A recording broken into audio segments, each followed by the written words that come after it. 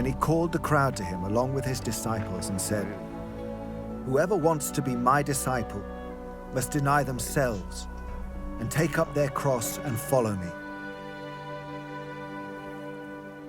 For whoever wants to save their life will lose it, but whoever loses their life for me and for the gospel will save it.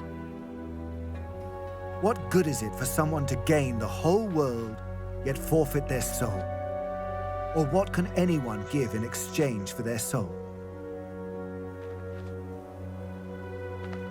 If anyone is ashamed of me and my words in this adulterous and sinful generation, the Son of Man will be ashamed of them when he comes in his Father's glory with the holy angels."